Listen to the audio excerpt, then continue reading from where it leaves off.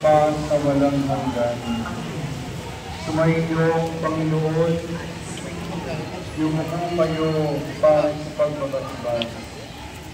Ang mga Diyos ng pag-ibig sa Virgin Maria, ang inalong kapayapaan at mabuting paglalakbay, ang mapaghimalang bira ng Antipolo, ang magawad sa inyo sa mga bendisyon at kapayapaan sa iyong kaliwang kalooban at katawan.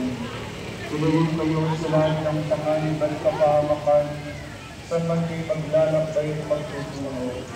Palakasin ang pag-aasa ng lahat ng mga may sakit at karamdaman.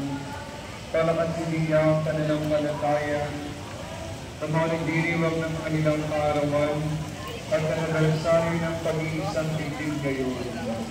Paglalaki nawa kayo sa pag-ibig at paglilingkod sa kanyang pinapamamahal na simbahan. Ikaw ang ginawa ng bendisyon sa lahat ng mga imahen, larawan, rosaryo at mga dasalan, at lahat ng kasangkapang nakababanan, upang makatulong sa iyong kasalukuyang pamumuhay sa paggawa ng kabutihan sa kapwa at magatid sa iyo sa buhay na walang hanggan. At pagpalain nawa kayo sa iyong buong pamilya ng makapangyarihang Ama, Anak, at Espiritu Santo.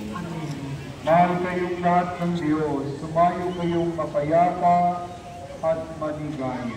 Salamat sa Diyos.